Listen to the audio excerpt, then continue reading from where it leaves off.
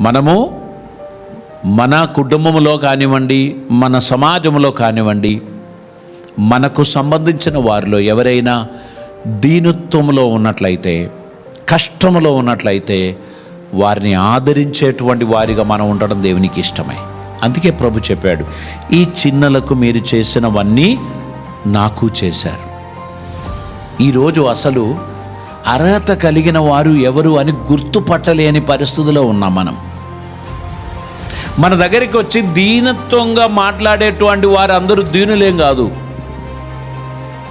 సమయానికి వారు అవసరత తీర్చుకోవడానికి ఏదో ఒక రకంగా మాట్లాడుతూ ఉంటారు. అలాగ మనం చాలాసార్లు మోసపోతాం. ఆ తర్వాత మన మనసులో ఏం చేసుకుంటాం, కఠినపరచుకుంటాం. ఇదంతా ఒట్టిదే అని మనం అనుకుంటాం. కానీ మనం అలా అనుకోవడానికి వీల్లేదు. అందులో ఒకడైనా న్యాయవంతుడు ఉండొచ్చు, సత్యవంతుడు ఉండొచ్చు, నిజంగా ఇబ్బందులో ఉన్నవాడు ఉండొచ్చు. మనం ఆదరించుకోవలసినదే. వారు మనల్ని మోసం చేసి తీసుకొని పోయినా మన బ్లెస్సింగ్స్ ఆగదు. దేవునికి స్తోత్రం. మన బ్లెస్సింగ్స్ దేవుడు మనకు ఖచ్చితంగా ఇస్తారు. కాబట్టి మనము దీనులను ఆదరించు వారిగా ఉండాలి.